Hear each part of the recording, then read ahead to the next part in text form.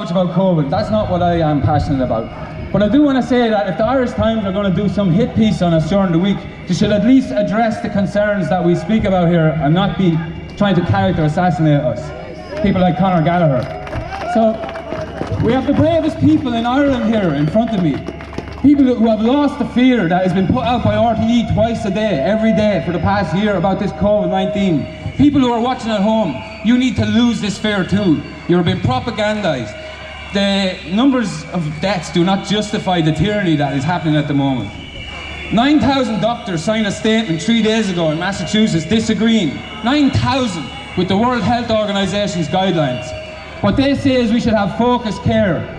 And now I think that's what we should have. We should focus on the vulnerable people, the elderly. These are the people who can be affected by this, and let normal, healthy people get on with their lives. And that's what these doctors have said, 9,000 of them. It's also a scam.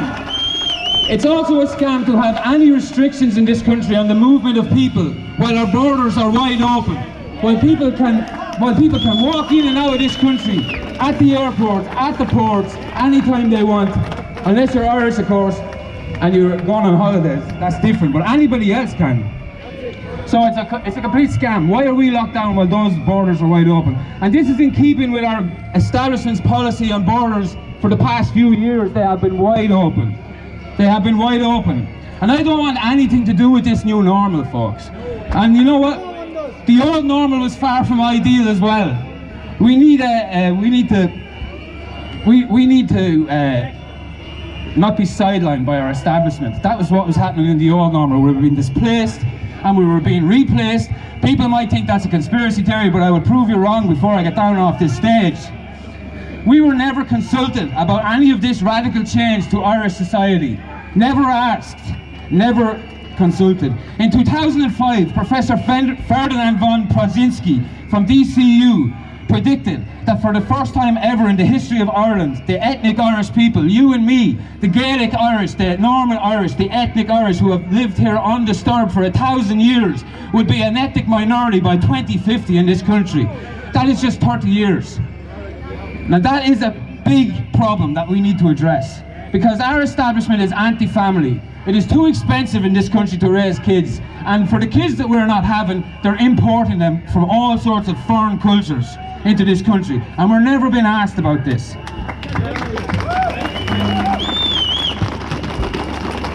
And indeed, the 2016 census corroborates this prediction, with the native Gaelic Celtic population just representing 81% of the population of this country. This was a big shock for a lot of people. And if this goes down another 20%, we're in big trouble. Our establishment does not, as I said, they don't incentivize Irish couples to have kids. It is too expensive to do that in this country. But you get everything for free if you just stepped off a boat. Also, something that is speeding up this process rapidly was, and it's ethnocide, if any of you want to know, that's what it is, was the announcement in 2018 by Leo Varadkar of Project Ireland 2040.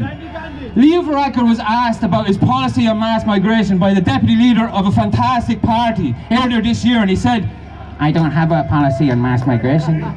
He does. It's called Project Ireland 2040. Look it up. It's there.